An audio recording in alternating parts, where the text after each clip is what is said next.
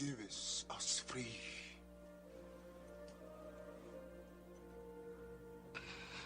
Give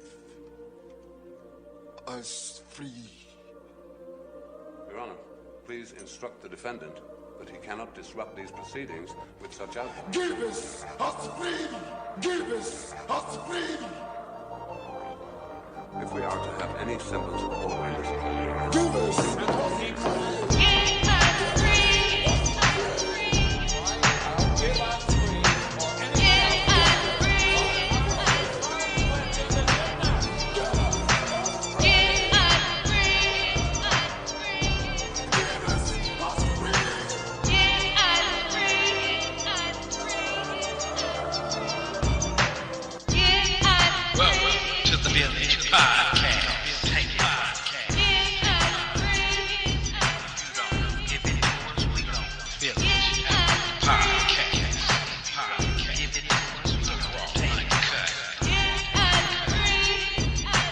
peace, unity, and welcome my conscious and unconscious family and friends.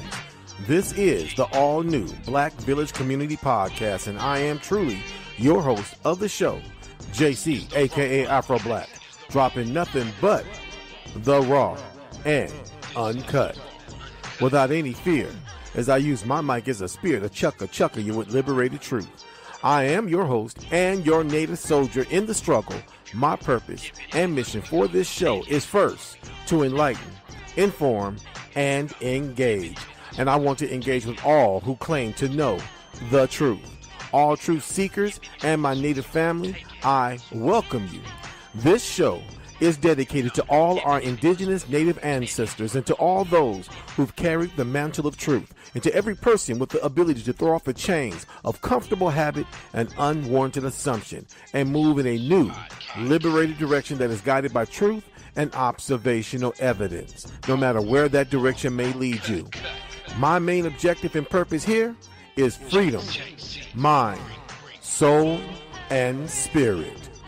That being said, welcome to the BlackVillage Community Podcast, and much love from our great universal goddess and mother of all living here and above.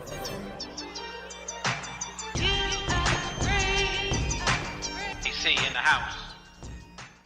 The birthplace of General Motors, Flint, Michigan is now a symbol of industrial decline, with high poverty and crime rates. And now, a new danger. It's brotha.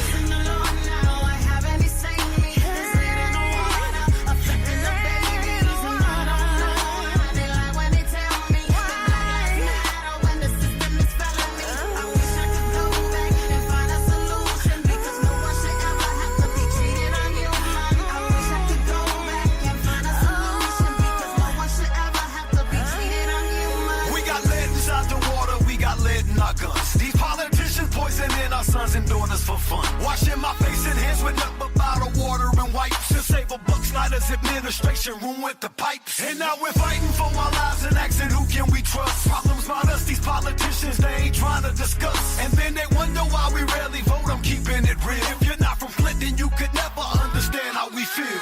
Rachel Maddow broke the story, now it's worldwide news. I wish the governor could walk a couple blocks in my shoes, so he could witness all this poverty and crime that exists, and all this hatred and racism we've been fighting against. City you led.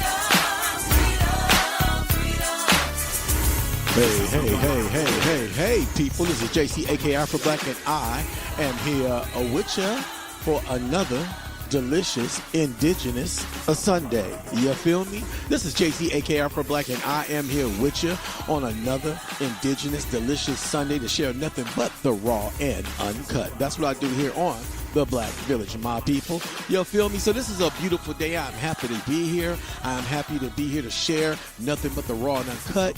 You feel me? Because I always got something to share with my people, to raise your consciousness, to raise your spirits, and to raise your insight. You feel me? So today's podcast subject is, and let me quote this, the plantation poisoning of a people. Why we eat the way we do, people. Again, the plantation poisoning of a people. You feel me? Subtitle, Why We Eat the Way We Do. So let me change my tune right quick. Give me something more laid back. There we go. Some Tupac in the backdrop. You feel me? And today's podcast subject matter is a really hurtful subject matter to deal with, and for more than one reason. But it's a very important subject matter that we must deal with as a people. You feel me? We must deal with this. We must embrace this, and we must deal with this, you people. We must not ignore it. We must not drop the ball on what's going on, people. Again, the plantationing poisoning of a people. The music that you heard, that was the intro to my show. That was by a group named from Flint. This group is from Michigan. The group is called the Dayton Family. And as you heard, the title of that song was titled City of Lead. You can go check that out on YouTube. I'm pretty sure you can also go purchase that on iTunes and wherever they got the Dayton Family. But this group is from Michigan, Flint. This group is from Flint, and so they know what they're talking about. They know what's going on. They're living it. They're right there in the snap dab in the middle of what's going on there in Flint, Michigan. And people, this has been going on for over four years now, and it's still going on. The poisoning of the people in Flint, Michigan, as not only Flint. Okay, this information I'm going to talk about now, it's not happening only in Flint. You feel me? It's also going on in Chicago. These white devils are poisoning our people. Again, I said motherfucking white devils. You feel me? And I'm saying it like that because it hurts my heart that we are so separated. We're so segregated. We're so dysfunctioned. We're so chaotic. We're so disconnected that we cannot feel for one another like we should. We can't connect with each other like we should. We can't empathize with one another like we're supposed to, people. Why? Because we've been indoctrinated and assimilated like slaves. We've been indoctrinated and assimilated like slaves. Again, the podcast topic is the plantation poisoning of a people. Yeah, I said plantation. The ghettos are a plantation. I've heard people talk about how, the prison system is a plantation. It is. It is a plantation. But the ghettos, the urban neighborhoods where poverty is just out of control, where crime is out of control, where the housing is underdeveloped and not properly constructed because the housing is from the 1940s and the 1950s and sometime even older. These neighborhoods, these communities from Los Angeles to Chicago, from Detroit, Michigan to New York and Philly, these were created by white devils. Them neighborhoods, them communities were created by the white devils. Yeah, government white devils. The same white devils like Mr. Snyder, who was the mayor of Flint. That white devil. His family and the family and his parents and those who were before him and those who were in government before him, his relatives and his homies and his friends, them white devils. Barack Obama, he was a devil. Most people don't want to accept the fact that Barack Obama was a devil. His hand and his head was all up the white man's ass, and he didn't do nothing for the people. No, when I say the people who's supposed to be the government supposed to represent, supposed to be the government for the people, by the people. But no, the people that they're talking about is the elite, not the populace. When they say the government for the people, by the people, them so-called white devil forefathers, they did not mean the populace. No, they did not. They meant them and their homies, their friends, their families, those who inherit their wealth, don't earn it, don't build it, but inherit it, because wealth is not something that you can just throw away. It's there for you no matter what. You can't spend it away because it's always going to be there. It's generational. Wealth is generational, people. These people created plantations. Look, I got audio cast I want to play today. I got some information I want to read. Whenever I do my podcast, I got info I want to share.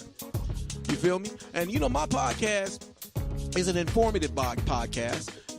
I'm not sitting in front of a classroom. I'm not trying to teach people like I'm a teacher. I'm sharing. So if you want to know what do Afro Black, why he do this? What's going on? I mean, is he trying to teach people? No, look, I'm sharing. I share. You feel me? I'm in the business of sharing. You feel me? And so when you share with people, not everybody is going to receive what you're talking about. You feel me? There you go. Back you go, Tupac again. You feel me? Not everybody's going to indulge, and not everybody's going to embrace what you share. Some people are going to leave it by the wayside. You feel me? But I share with those who want to pick it up, who want to embrace, and who want to know the truth. You're all just raw and uncut. That's just what I do. You feel me? So I got some podcasts I want to play that speaks to what I'm talking about. When I say that these white devils created the plantation poisoning of our people, I meant exactly that. This Sunday's podcast topic that I'm finna do today is going to be most likely, it's going to be a continuation. But it's going to be in a two-part or twofold topic. Okay, the first part of my podcast is the plantation poisoning of a people, subtitled "Why We Eat the Way We Do." This topic will be in a two-part, if not more, dealing with the plantation food poisoning of our people. So I'm going to go into the past. I'm going to talk about what our ancestors ate. You feel me? So you got people who are saying that we've inherited our eating, the way we eat, from slaves. So, we eat unhealthy because of slaves. That's not true. Now, it is due to slavery, but it's not because of our ancestors. We eat the way we do because of the white devil. The same thing that's going on in the so-called black community today, where they want to talk about obesity or not enough nutritional food. That has to do with white devils again, the system itself. They put these things into progress. They put these things into motion. They put these things into process and into cycle that's going on within the system itself. It doesn't matter if it's the upper class system, the middle class system, or the lower class system. It doesn't matter if it's the poor community, the middle class community, or the wealth community. These white devils who put this government together, put these processes and these systems together, and they put them in process to cycle the way they do. Just like the police department. That's there, and that works and operates the way it do for a reason, because the white devil put that department or those departments in the position that they in to operate the way they do, independently the way they do. We have to recognize this. For what reason? Why should we recognize it? So that we can realize what we need to do, people. And I'm going to tell you what we need to do. The number one thing we need to do is we need to embrace our culture. We cannot unify. We cannot clarify. We cannot build if we don't know who we are. And you don't know who you are without a culture. Again, you don't know who the hell you are without a culture. Somebody might say, somebody right now might be saying, what about if you got somebody who's too, they mixed or whatever? Okay, the people who are mixed, I'm gonna say, you are who your mother is. I've said that before. You are who your mother is. I don't care what the white devils say, running around spreading the patriarchal confusion that he's spreading, because the white devil don't live by patriarchy behind the curtains of truth. Behind the curtains of truth, the white man knows matriarchy is what it's all about. That's why the Jews know this. They know this. Africans know this. Indigenous people know matriarchy is what it's all about, people. And then the indigenous Aborigines of North America were a matriarchal, matrilocal, matrifocal centered people. So we got to bring back and we got to revive the matriarchal culture of our cultural indigenous Aboriginal identity. That's the only way we're going to have any sense of unity. So again, this podcast topic, as I go into it, I'm going to be dealing with the plantation food poisoning of our ancestors from the past, and the bad food practices that were passed to the parents and to the children of today that still continues to this day. The second part of my podcast topic today, I'm going to show and I'm going to connect the sources of our unhealthy eating habits that we must and can break, as I show and prove how the European American white supremacist system continues an agenda of a political control process of poisoning a people, our people, the indigenous American Aborigine, aka so-called Black Americans. A great majority of us are, in fact, the descendants of the original first people Aboriginal Americans. We will discuss the past, the present, and explore why we eat the way we do, in dealing with the way we've been enslaved and trained to eat, and how these unhealthy habits from slavery has been passed down from our parents to our present generation, starting with the continued poisoning of Flint, Michigan, and many other urban so-called Black American communities in America. Flint is only the spark that has lit the flame and the real source of our community betterment, and that of the unity that we must have and must embrace must start right now. And the source of our true culture, and not the African fiction, white, Eurocentric devil story that they want us to accept, people. So on that note, I'm going to start this delicious Sunday off with an audio cast that's going to talk about the 10 worst cities in Michigan. Okay, I'm gonna start it off with that, and then I'm gonna go into it because I'm gonna start this off with Michigan, because our people, Michigan itself, Flint, Michigan, specifically Flint, Michigan, which is over 50% so-called Black Americans, and less than 40%, between 30 and 40% poor white people. Okay, so if there's more Black people living in Flint, Michigan than there are white people, we know who they really poisoning. The poor white people, they look at that as just them are casualties as far as they're concerned. These people who are poisoning the indigenous Aborigines in Flint. And I want you to know, people, Michigan, the state of Michigan itself, is indigenous land, is indigenous woodland Indian land, filtrated with indigenous Indians during the so-called before Europeans and even after the European contact. The state of Michigan was infiltrated with indigenous people, and specifically the Ojibwa, the Ottawa, let me pull this up before I play this podcast, okay? Let me pull this up. The state of Michigan, okay? The Flint, Michigan itself is home to the Ojibwa. This article I got right now I'm reading to you is giving me a little history on Flint. The Saginaw Valley, particularly the vicinity of Flint, is considered by some as the oldest inhabited area of Michigan. Again, Flint is considered by some to be the oldest continual inhabited area of Michigan. Regardless of the validity of this claim, the region was the home of several Ojibwa tribes. At the start of the 19th century, with a particularly significant community established near the present day of Montrose, the Flint River had several convenient fords which became points of contention among rival tribes. As attested by the presence of arrowheads and burial mounds near it, some of the city currently resides atop ancient Ojibwa burial grounds. Did you hear that? Flint, just the county of Flint, sits on top of Ojibwa, indigenous Aboriginal Ojibwa Indians burial grounds.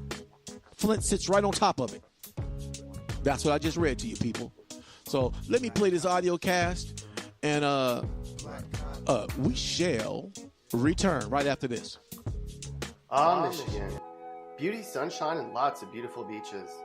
Most of America doesn't know about how special the Wolverine State really is. While lots of places in Michigan are truly fabulous, there's also cities here that outright suck. The worst parts of Michigan. You know them when you see them. They're the parts of Michigan you don't want to go, if you can help it. The goal today is to highlight the cities in Michigan that are the worst of them all. How do we do it? We measure the things most bad cities have. You know, where people are broke, where lots of people don't have a job, and where crime is sky high. We even measured the public school education levels. Let's get started. Shall we begin? Our first stop on our unfavorable journey through Michigan starts in Muskegon Heights, located along the lake just a bit north of Grand Haven. What makes Muskegon Heights such a lousy place to live? Many things. First off, 14% of people are out of work here, and just about everyone who lives here lives at or below the poverty line. And what about crime? If you know anything about Muskegon Heights, you know it was one of the most dangerous places in the state. In fact, the Heights is the type of place that you don't want to let your guard down, or you're gonna get skied. Just north of Detroit along I-75 is the really lousy city of Pontiac. While most of America knows Pontiac as the home of the old Silverdome, people in Oakland County know it for what it really is: crummy. Pontiac has the second highest unemployment rate in Michigan, home values are in the bottom 20%, and crime is in the top 20% in the state. What's good news about Pontiac? Rumor has it they had one of the only tumbleweed sightings in the entire Midwest. About a dozen or so exits north of Flint along I-75 is the city of Saginaw, Michigan. You know when you get there because you'll see a car up on blocks.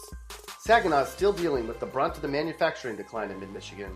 Saginaw has the 5th worst unemployment rate, the 8th worst crime rate, and home values are in the state's bottom 10%. Continuing our worst tour of Michigan, we come to Benton Harbor, right along I-94 way down by the Indiana state line. There's a reason people call this place Benton Harlem. It's pretty much the poorest city in the state, and crime is twice as bad as the national average too. We continue our crummy tour of Michigan with the itty-bitty city of Greenville. This little city northwest of Grand Rapids has income levels just shy of Michigan's basement, and its crime rate's in the state's top 20%. Of all other major categories you can measure, Greenville ranks squarely in the state's bottom half. Welcome to Buena Vista, the 5th worst place in the entire state.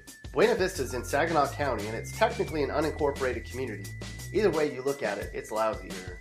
Buena Vista ranks in the bottom half of every major category, and the city's home values are the 6th lowest in Michigan. Is there any good news about Buena Vista? Well, the people here make more than the people in Hamtramck, so they can brag about that if they want to. Where's the 4th worst place to live in Michigan? You might be surprised that it's Detroit, possibly because the Motor City isn't higher up on this list. We don't need to go over the statistics about why Detroit's a bad place to live, because it's been talked about endlessly. Instead, we can focus on the positive here. Detroit's kind of making a resurgence, especially in some parts of downtown. Public transportation and streetlights are improving, and police response times are too. If you took the bus north from Flint, you'd come to Beecher. Beecher isn't actually a city, but a census-designated place that some people think is part Flint. It's not. Beecher's crime, student-teacher ratio, adjusted income, and home value ranks are all in the bottom 6th of Michigan cities. Smack dab in the middle of Detroit is Highland Park, Michigan, 2nd worst place to live in the state. This is where they be hood hollering. Highland Park's entirely surrounded by Detroit, and it's so bad Detroit's government won't even consider absorbing Highland Park into the larger city, because then all of Detroit's unflattering crime and unemployment stats would instantly be made worse. Highland Park ranks 1st in Michigan in unemployment, 3rd in overall crime, and is 2nd from the bottom in teacher-student ratios. Is there a positive to live in Highland Park? Since the city yanked out all the streetlights years ago, if you're a vampire or criminal, this place is fabulous. Where's the worst city to live in Michigan? Of course, it's Flint, another city along I-75 with a really bad economy and high crime. Flint has the lowest home values in the state, the 4th highest unemployment rate, and the 5th worst crime. When you're in some of the worst Michigan communities, some parts might be hard to tell apart, but you can tell who's from Flint though. If you don't live in Flint or any of the other Michigan cities we mentioned, you don't have it too badly. Congratulations.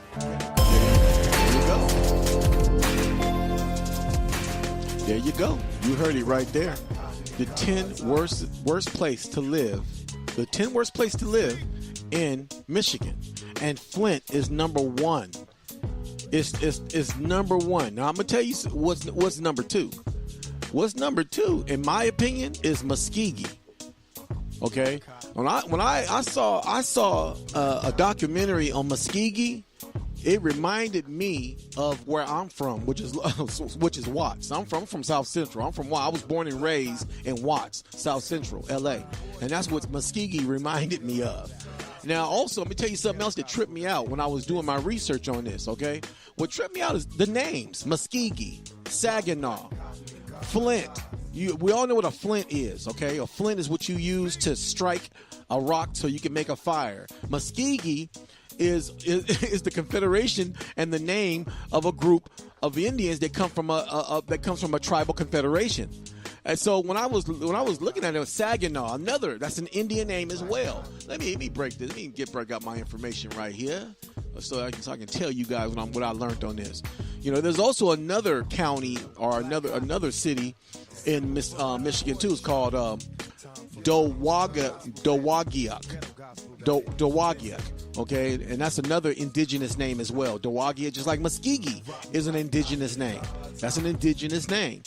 Muskegee is an area that goes back 7,000 or 8,000 years to the nomadic Paleo-Indian hunters who occupied the area following the retreat of the Wisconsin Glacier. The Paleo-Indians were superseded by several stages of woodland Indian developments. Okay, now I'm going to tell you, the Indians that actually inhabited the area of Muskegee were the Potawatomi Indians, the Ottawa Indians. Okay, let me read this right quick. During the historic times of the Muskegee area was inhabited by various bands of Ottawa and Potawatomi Indian tribes. But by 1830, Muskegon was solely an Ottawa village.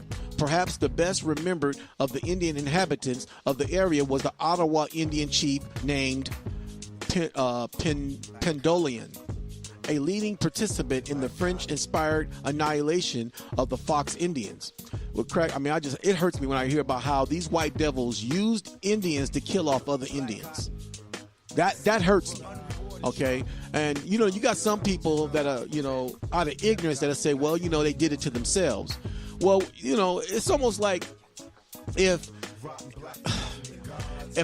me and a neighbor, if I'm living in a neighborhood, okay, and my neighbor and I do not get along, then somebody else moves into the neighborhood, sees that me and my neighbor are not getting along, come in and manipulate both of us, talk to him and befriend him, talk to me and befriend me, and we don't know this is going on, and they make our situation worse, and now we're trying to kill each other. That's what these white devils did to our people. They did this so that they can basically weaken one tribe, and then once that tribe is weakened or annihilated because they use Indians to fight each other and kill each other off, and then they come in and the tribe that's left alone, then they come around and they subdue them. It's no different than what's going on today. It's happening in the hoods today, in the neighborhoods. You got the police come in, aggravate a situation, and a lot of times people don't even realize that some of these drive-bys and shootings that goes on in these neighborhoods are not even rival gangs. They're white devil police officers.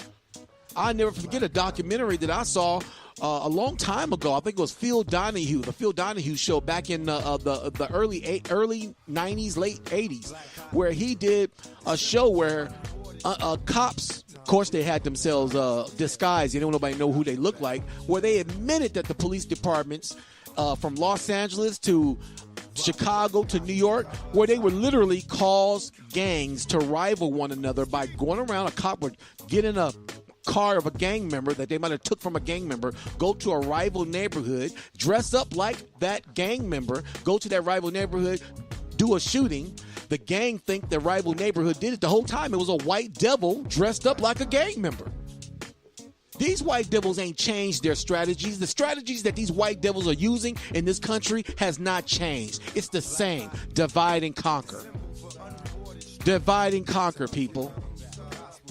The only way we can rival, the only way we can change our condition, the only way we can beat this devil at his game is for us to embrace our indigenous culture. Stop embracing African fairy tale stories. Africans don't want us because we ain't African anyway. African will tell you in a minute you ain't African.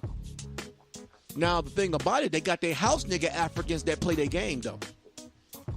These white devils got white. I'm looking at, I was just yesterday, I'm sitting down with my sons watching a documentary that was talking about a plantation in the South.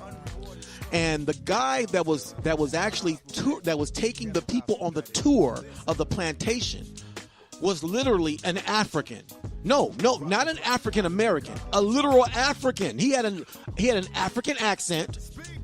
The brother was dark as charcoal, And he literally had an African accent, meaning he spoke his language. And this fool was he was on a plantation in the South doing a tour of a plantation, talking as if all the people on the plantation were Africans. And like I say, these white devils got their house nigga Africans to continue this fake game of assimilation, of destroying the Aboriginal culture in America. These white devils still playing this game to try to eliminate indigenous Aboriginal culture and identity. And it's going to take us people embracing our identity to revive it, to bring it back. It's going to take us embracing our culture, taking it back from these $5 white Indians.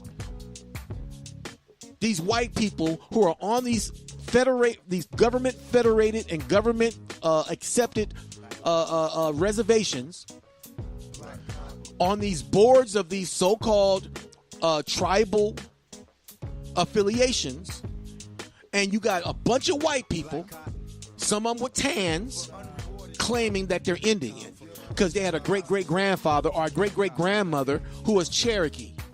I said a great-great because a lot of them crack me up. I'm 2/4, 18ths of a... Man, you ain't no Indian. You a $5 white devil.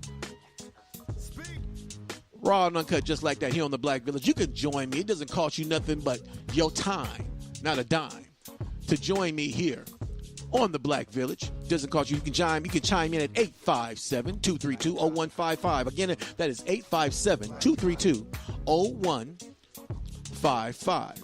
And don't forget the conference key to get through the conference door to join me here at the BlackVillage Community Podcast, which is 947595 people. So you can chime in. You know what? People don't call in on my show. I don't know why. I don't get a whole lot of generated calls. I know a lot of people listen to my show. I don't get a whole lot of generated calls, but I invite my indigenous people to join me on the show. Not just my indigenous brothers and sisters, those who don't even know that they're indigenous. I invite you to call in and join me on my show, to ask any question, as long as the question is not a confrontational question, as long as it's not an ignorant question, as long as it's a honest, intelligent question. Call in on the show. It's all gravy and potatoes. I invite the questions. Okay. I got another audio cast I want to play, but you know what? Let me continue my topic on Flint. Okay. I want you guys to know that these white devils, after years of poisoning the people in Flint, Michigan. Okay.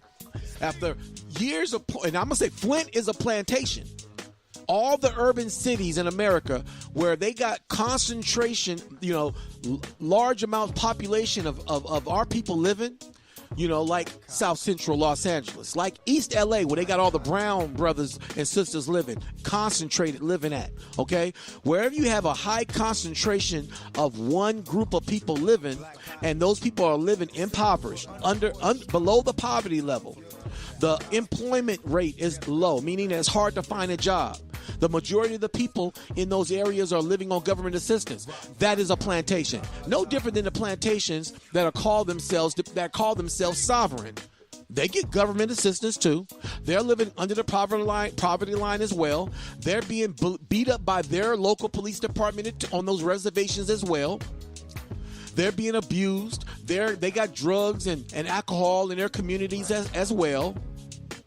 So the reservation, the inner city, is no different than the plantation. It's just a modern day plantation. What's the difference? On the plantation, you was living on whatever the master gave you. You had no choice. People who are living in inner cities don't feel like they got a choice. They can't see their way out. People on the plantation couldn't see their way out. Whatever you was given, whatever was allowed on the plantation, that's what you're allowed to do. Music, dance, any festivities, food was allowed or not allowed by the plantation master. The inner cities is no different. What's in the inner cities, what's not in the inner cities, is what these government officials allow. They have not enough money. Not enough people got jobs. They got bad water. No healthy food. There's no natural food farmers markets nowhere close in the vicinities where, a lot of poor people live. That's done consciously. That's done strategically. That's done purposely, people. So you might be saying, what can culture do for us? I'll get to that. Before I get to that, let me read to you this, okay? This is an article by CNN. And it goes like this. This article is about Flint, Michigan. And this is by CNN. It says dozens of Flint, Michigan residents are angry about the state's decision to end a free bottled water program, took their outrage to the state capitol on Wednesday. The protest comes amidst assertions by Michigan Governor Rick Snyder that the levels of lead in Flint's water are below the federal limits and the quality is well within the standards. 4 years ago, when the city switched its water sources from Lake Huron to the Flint River, large quantities of lead leached into the water supply and sickened hundreds of adults and children. Now, look, as I said, they want to stop. They wow. I can see why they don't trust the state government in Flint. I can see why they don't trust the government officials in Michigan, because they've been getting poisoned water for 4 years that they know of. They claim they did not switch it until 4 years ago. They might have switched it 5 years ago. They might have switched it 6 years ago. Them people don't know how long they were getting poisoned by lead and other toxic chemicals in the water. They don't know, because they didn't realize it until the children and the people started getting sick, and they noticed that the water was discolored. It wasn't clear. It was rusty brown. What about the chemicals and the toxicities in the water before the coloration, before the discoloration? These white devils, raw and uncut, just like that. You feel me? And so, look, I got another audio cast I want to play right quick that's going to speak to what I'm talking about. Let me play this, and we shall return.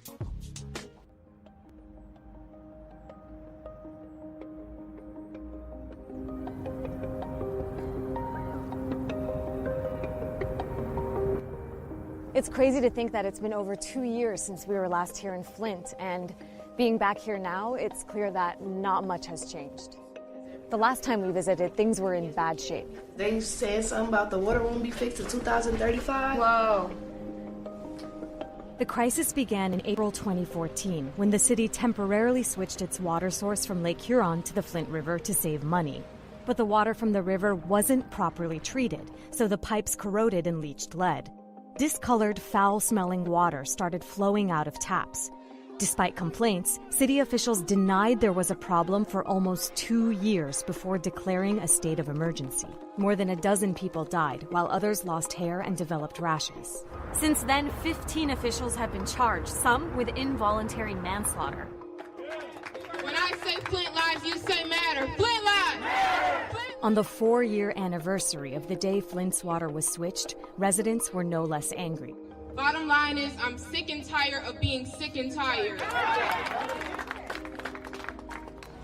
I didn't know things like this could go on in America, and now I'm 37 years old and disabled and worrying about my kids every night like all of us are.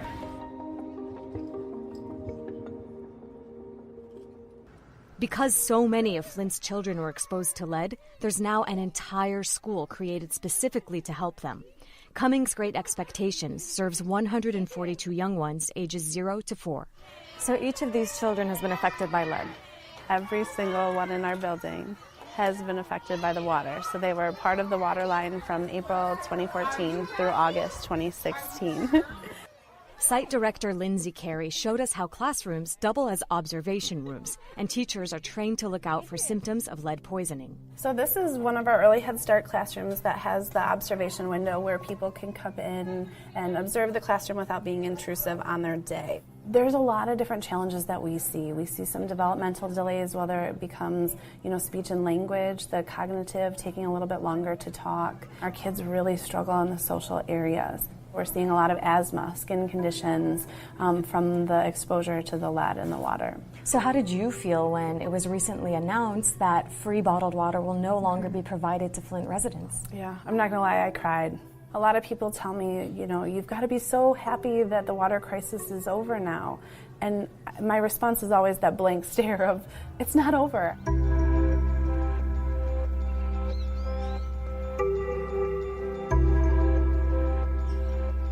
In 2017, the U.S. Census Bureau declared Flint the poorest city in the country for its size. 40% of people here live below the poverty line. And it's so difficult for Flint's poorest residents to pay their water bills that foreclosures are becoming more common. For most residents, it's just another result of a long history of neglect. Sir Tanya Johnson has some of the highest water bills in Flint. In 2017, she received a letter from the city stating she owed $10,000 in water payments. It was later reduced to $6,000.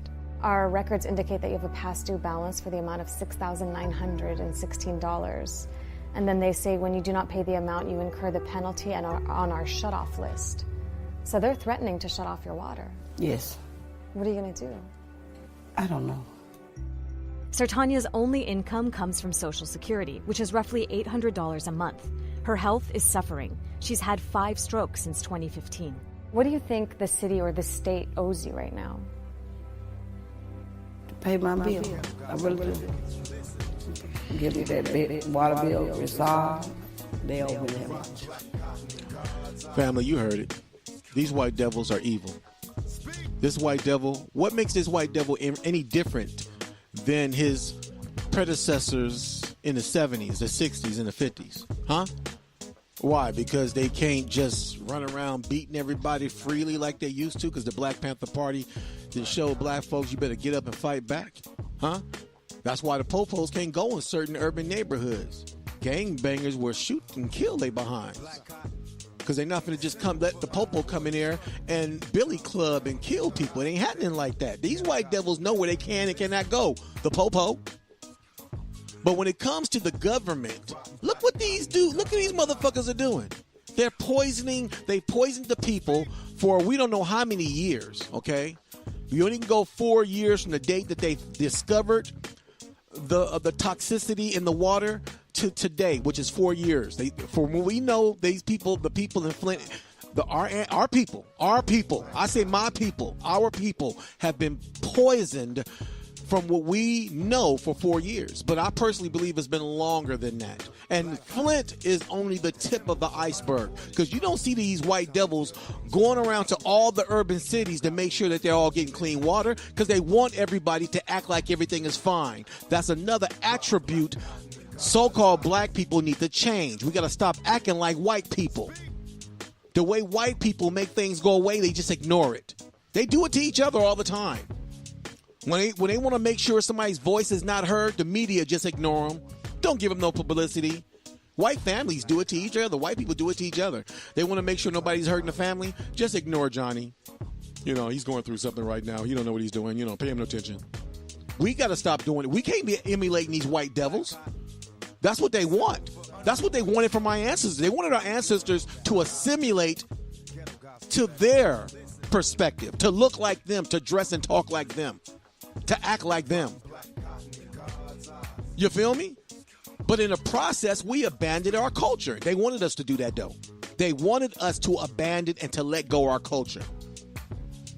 And as a result, and they did that by putting a lot of pressure on our people to assimilate and to let go their cultural names, their cultural practices. We got to remember, we got to embrace our indigenous Aboriginal culture. We are Indians. We are not African Americans. We're not African. Look, I ain't got no problem with the African, okay? Being African, those who are African from Africa. My problem is ignorant Negroes over here in North America who know they ain't got no relatives in Africa, drop their ass in Africa. They wouldn't know nobody, couldn't call nobody, wouldn't know what to do. You stick me in Africa, I'll be stuck. I don't know nobody in Africa. I couldn't call nobody in Africa. I ain't got no relatives, no uncles, no cousins, no distant second, third, or fourth cousins in Africa. All my people here in North America. So why am I going to accept the brainwashed assimilation and fairy tale story of a transatlantic slave trade that don't apply to me? None of my people were Africans. There's no African traditions in my family. No African sayings, no African language, no African food, no African stories, nothing. Zero, zilch. So why would I accept the falsity, the manipulated, brainwashed lie to try to end my cultural identity? My grandmother is Cherokee. My grandma know who she is. My grandmother will tell you in a minute, get out of my house. And my grandmother is 86 years old. My grandmother is 86 years old. Wait. That photo. No, she's not. No, excuse me. My bad. I stand correct. My grandmother's 85 years old. I gave her an extra year. My grandmother's 85 years old. She was born in, okay. So my point being, and she knows he pissed her off. She take get out of her house in a minute. Get out of my house. I ain't no African. Black people are so brainwashed today, so inundated with ignorance today that they can't tell the difference between daylight, night, the truth, and the lie. Because they've accepted the system. They've accepted the manipulation of the white devil system. The assimilation process too. Get in where you can fit in, because it makes the white devil feel comfortable. It makes him and her feel good when you can get in where you fit in where they want you to be. That's what all them entertainers are doing. Most of those entertainers are already connected. A lot of them are already connected. A lot of the entertainers we see on television, the ones we see getting Grammys and music awards, a lot of them are nothing but descendants of other celebrities and on down from bourgeois, boule, house Negro, Mason motherfuckers. Yes, you heard me, raw and uncut just like that.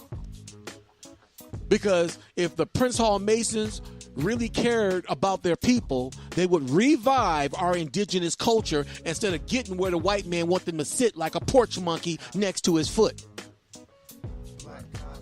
Raw and uncut, just like that here on the Black Village. You feel me? I'm going to give you the raw and uncut. I'm not going to lie to you. I'm not going to sugarcoat it for you, especially when I'm talking about something that hurts my heart, especially when I'm talking about something that's dear to my heart, especially when I'm talking about something that I see that is a strategic way of killing our people. Because believe me, if Flint, Michigan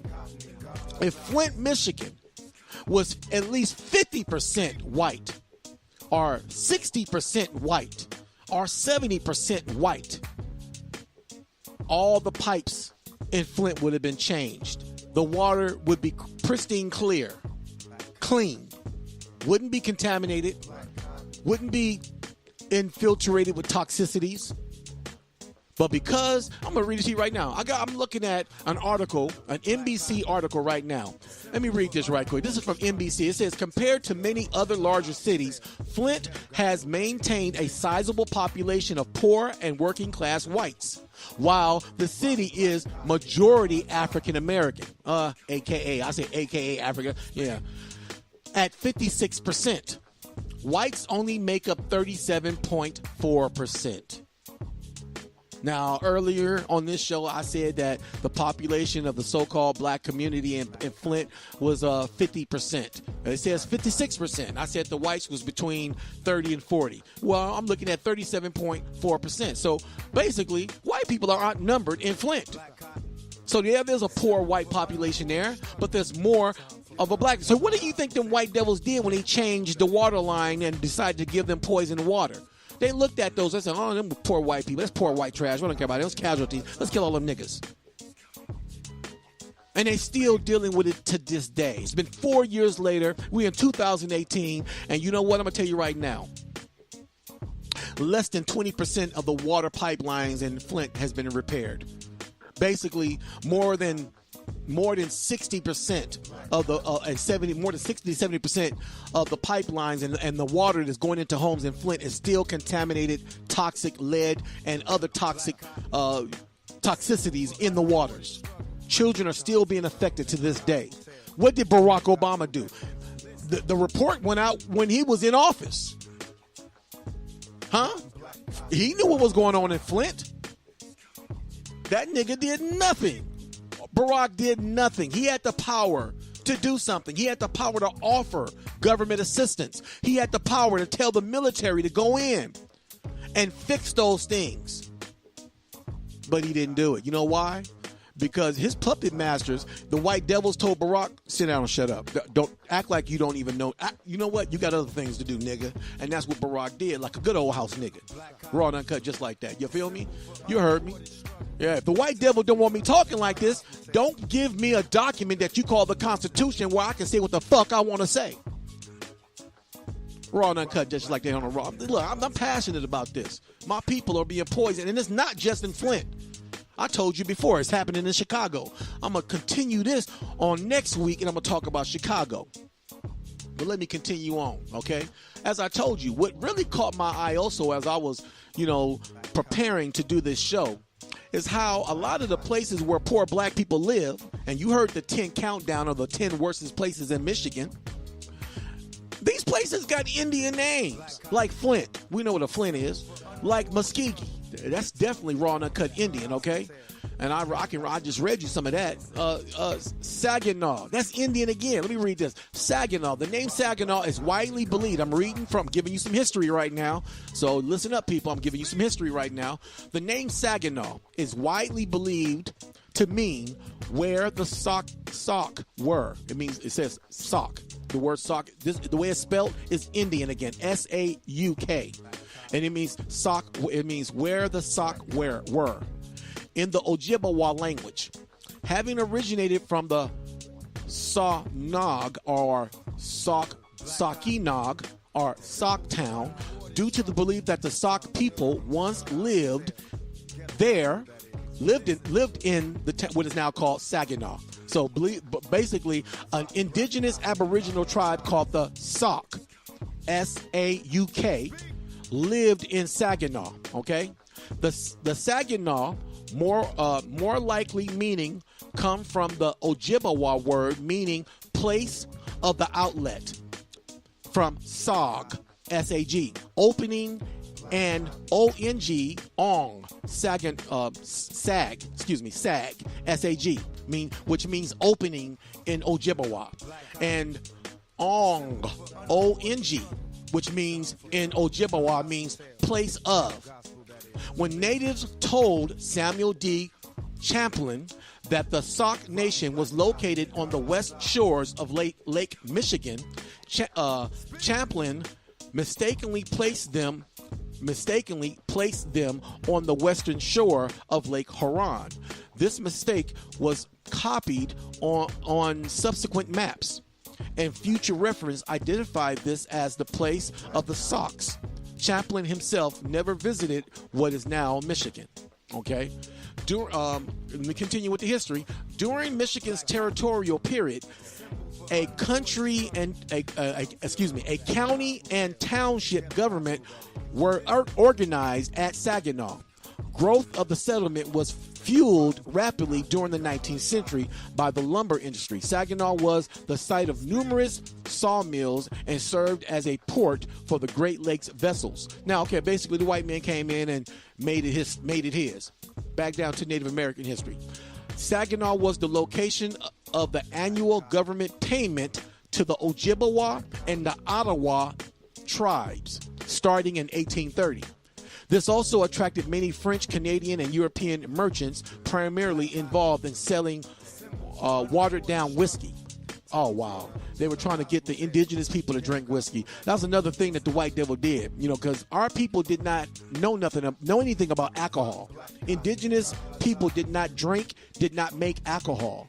So, one of the other manipulations that the white devil used to mess our people up back then was alcohol. Today they use drugs and alcohol and tobacco. And I'm gonna do a show on tobacco too, people. I'm gonna do a podcast on tobacco because I want you to know the tobacco that our people grew, that the Woodland Indians grew, and I want you to know the majority of the Woodland Indians grew tobacco, from the Cherokee to the Choctaw to the Ojibwa. The majority of Woodland Indians grew tobacco, not Plains Indians. They didn't grow tobacco. Plains Indians did not grow tobacco. You got some of them doing it today, but I'm gonna tell you why. A lot of these Plains Indians have taken a lot of Woodland Indian customs and made it their own. That was an agreement that they had with the white devil going all the way back during the time when they were creating reservations and they were creating these treaties back in the early 19th century. Okay? So I'm getting short for time. People. I got another a part 2 to the Flint story I want to play. I'm not sure if I got time to do that though, because I'm short for time. My show is over at 4. I might have to continue this, people, but I really want to squeeze this in and let you hear this part 2 to what's going on. I'm gonna play this anyway. I'm gonna play this right quick, and we shall return.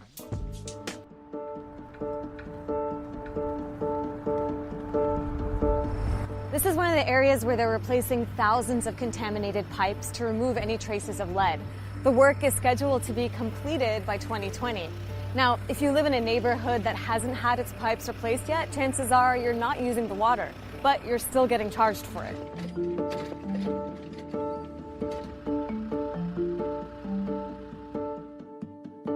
Huey Newsom is Flint's new chief financial officer.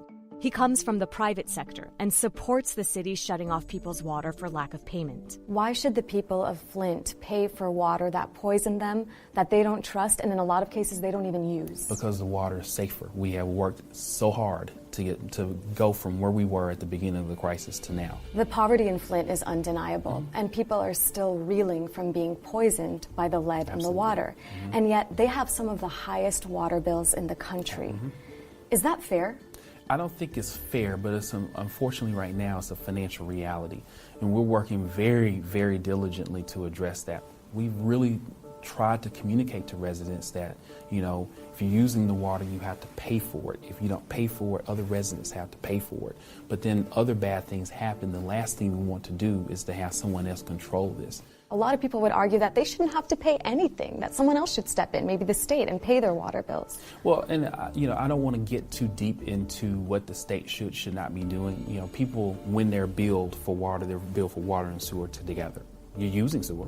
There's no question you're using it, so you should also be paying for that service as well. So let's not talk about what happened in the past so that you can, you know, circumvent paying for a service that you have now.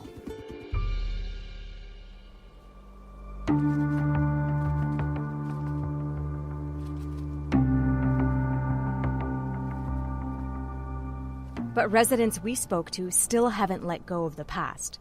Rapper Ira Dorsey, who goes by Bootleg, grew up here. His group, the Dayton Family, has used music to call attention to the entrenched poverty in Flint. Growing up back in the early 90s, this was a fluent neighborhood. I mean, there was people everywhere. People were working for General Motors, and everybody's income was well, and families were living good. The violence was real low, and it was a fun place to grow up. Back in Flint then, it was over 200,000 people here, and now it's down to like 80,000 people. So this is just a remnant of what Flint used to be. What does justice for Flint look like to you? I would like to see people being prosecuted. Because me, as an ordinary citizen, if I poisoned one individual, I would be in prison. And they poisoned an entire city of people, and no one is being held accountable, not at the level where the decisions are being made. Flint is still one of the most dangerous cities in the U.S., according to FBI statistics. Budget cuts have slashed police and fire departments. For locals, the water crisis is just another systemic failure. They let us down. The EPA stood by and left us out here to die. And that's the way we feel. Bootleg's song, City of Lead, calls out former and current officials for their failure to adequately address the water crisis. We got lead inside the water, we got lead in our guns. These politicians poisoning our sons and daughters for fun. Washing my face and hands with nothing but bottled water and wipes. To save a buck, Snyder's administration ruined the pipes. And now we're fighting for our lives and asking who can we trust. This is not a third world country. We live in the wealthiest country in the world. And at the end of the day, while we're fighting battles overseas and in other countries, we need to invest in our country. I wish the governor could walk a couple blocks in my shoes so he could witness all this poverty and crime that exists. And all this hatred and racism we've been fighting against. City of lead.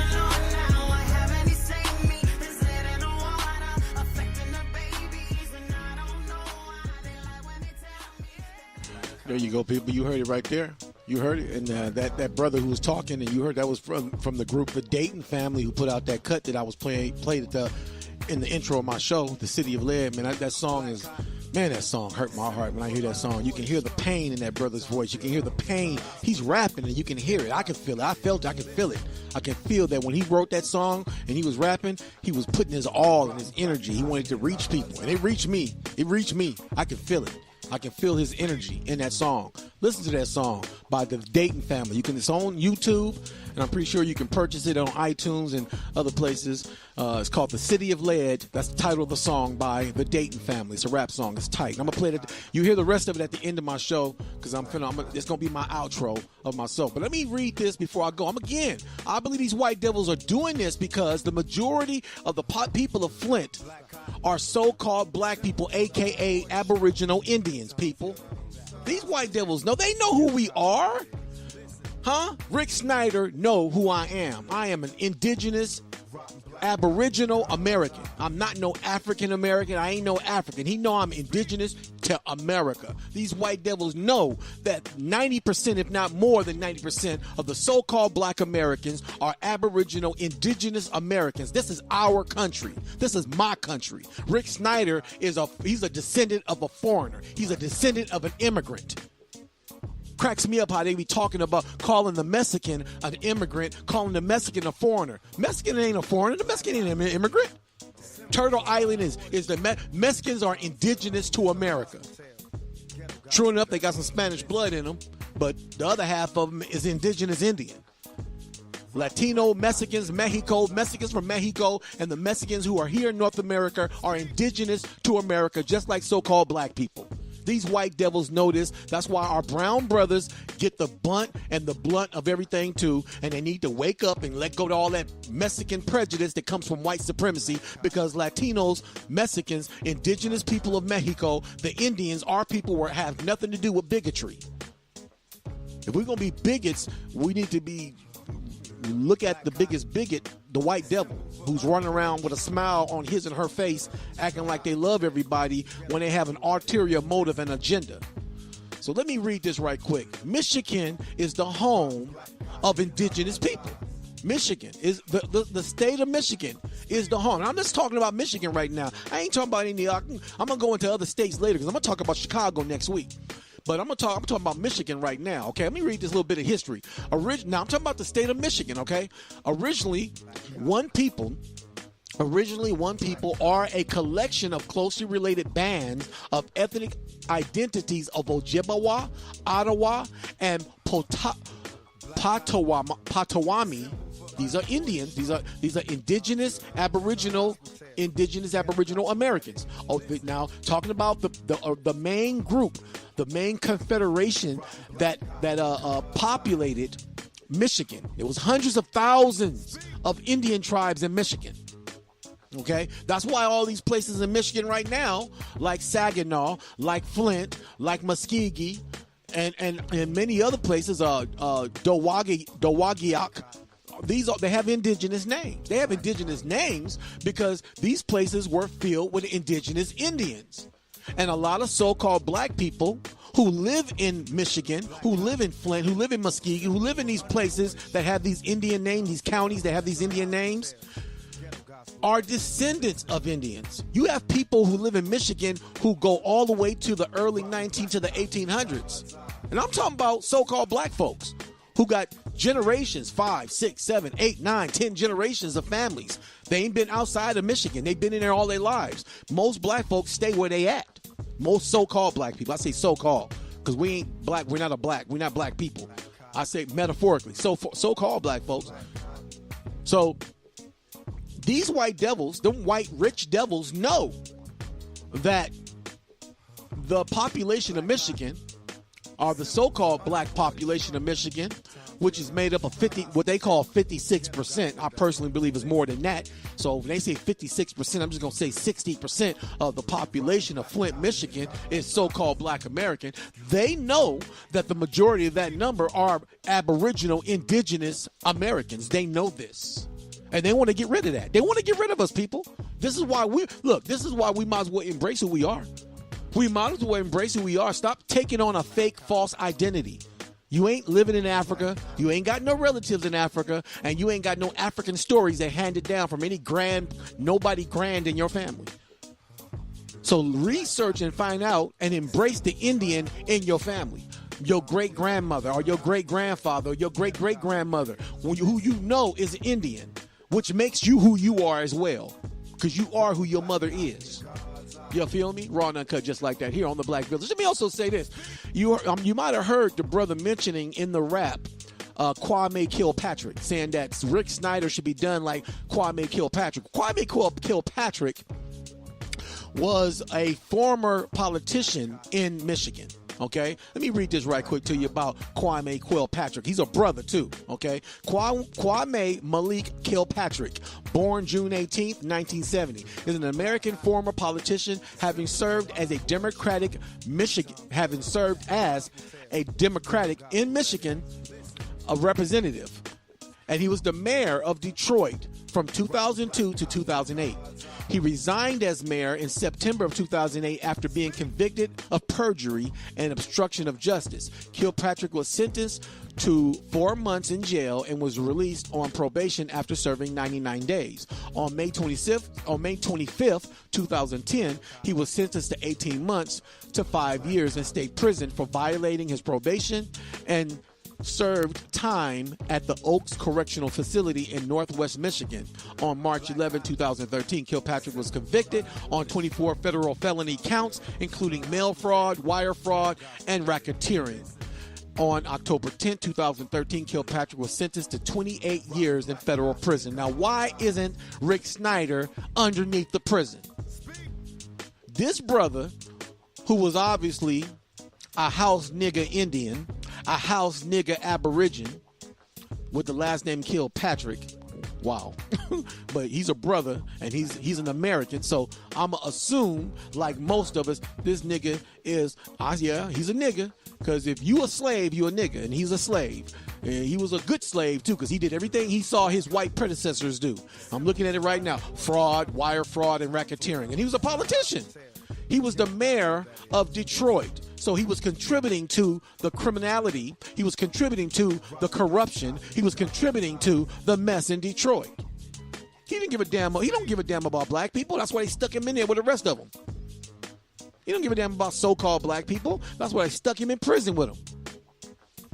Now, they ain't doing nothing to this white devil Rick Snyder. He should be in prison right now for poisoning, for intentionally, purposely, knowingly, along with all his coons and cronies and all the rest of them. They should all be in prison, but they're not. But they put Kwame Kilpatrick in jail. They put him in prison for what he did. Let Raw and Cut. Let's let you know right now. We can't trust these white devils. Raw and Cut just like that. You feel me? My time is over. It's after 4. I gotta go. I'll be back though. I definitely will be back sharing nothing but the Raw and Cut here on the Black Village. I will be back next delicious Indigenous Sunday to share nothing but the Raw and Uncut, as I always do. You feel me? I can't help myself. I got to do what I got to do. I do what I'm meant to do. I'm doing what my great spirit mother, the great creatress, I'm doing what she wants me to do. You feel me? I'm following my path as an indigenous Aborigine. You feel me? Can't help myself. You feel me? I got to do what I got to do. And so I will be back. And, you can always chime in. Anybody who's listening to my show, I don't care what your ethnic race is. If you got an intelligent question, if you got something that you want to share, you feel me? Join me. Call in. Call in and just ask. Don't ask no dumb questions. Don't ask no smart aleck questions. Don't ask no stupid questions. And don't ask a question that you know that you're not really looking for an answer to, because you're just trying to cause confusion and chaos. Because it ain't finna happen here on the Black Village. And that's probably why a lot of people don't call in, because they know they want to call in and play dumb games, and I ain't got time for that. You feel me? But if you want to know the truth, if you're looking for the truth, if you're on your journey as an Aborigine, call in and join me on the show. You can call in. It doesn't cost you a dime, just a bit of your conscious time at 857-232-0155. Again, that's 857-232-0155. And the conference code to get through the conference door and sit with me at the conscious table of truth is 947595. And so all those who listen to my show, who tune in, I thank you.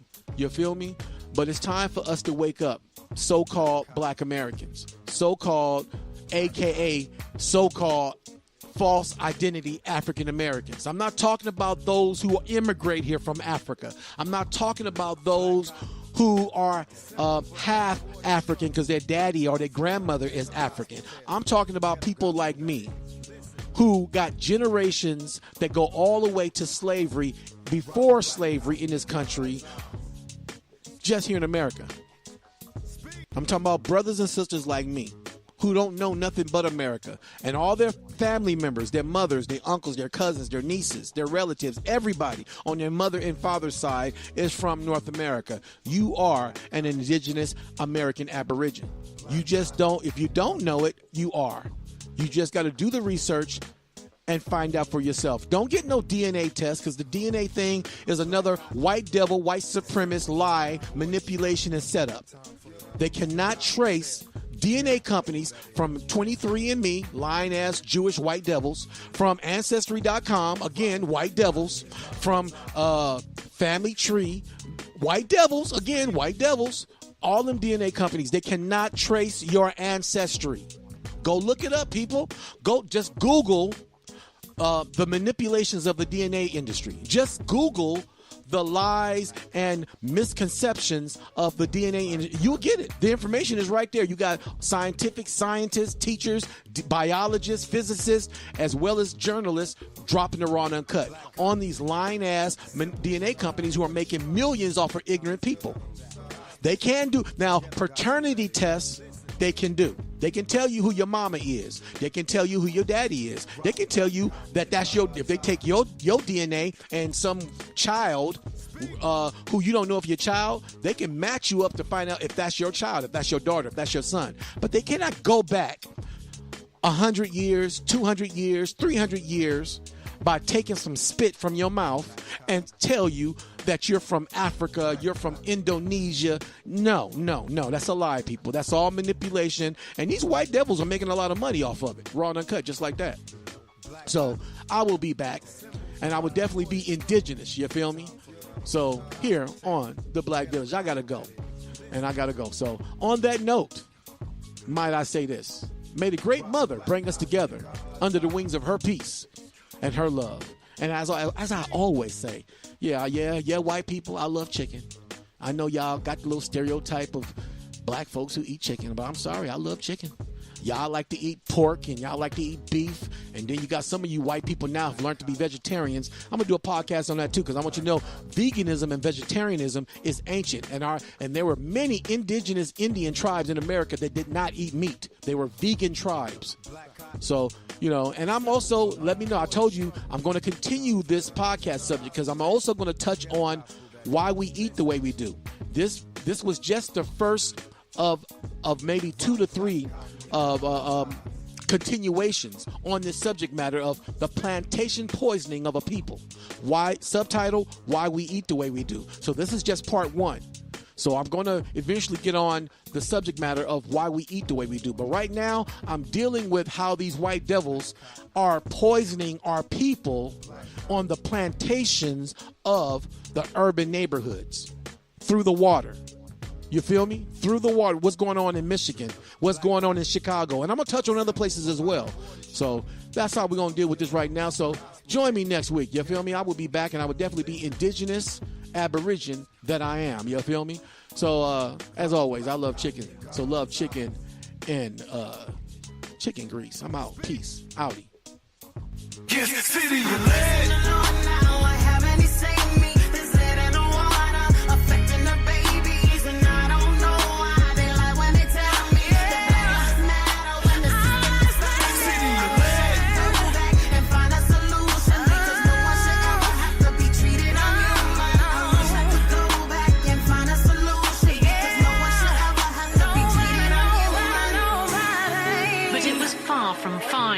Children's blood tests revealed high exposure to lead. So how did Flint's water supply become contaminated?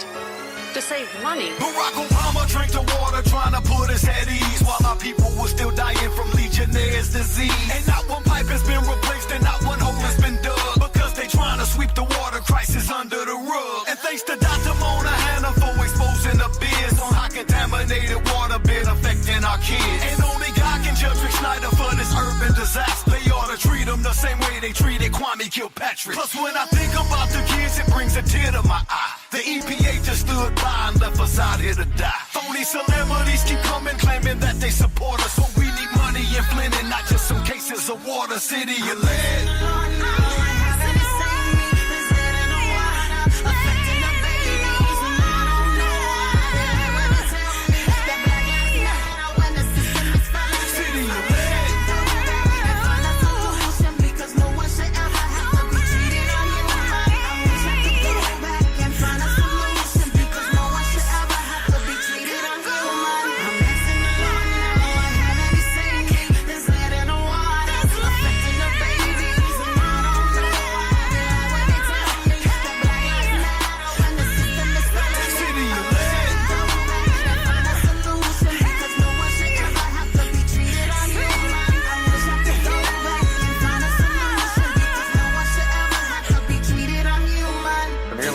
Residents have been subjected to drinking water with elevated levels of lead. Complaints to authorities fell on deaf ears. In addition to the presidential meeting today, 2 class action lawsuits are being filed today, blaming high-level government officials for the toxic water. On the list of people being sued, Michigan Governor Rick Snyder, a Republican who acknowledged in an interview that the Flint water crisis is his Hurricane Katrina. God save our city.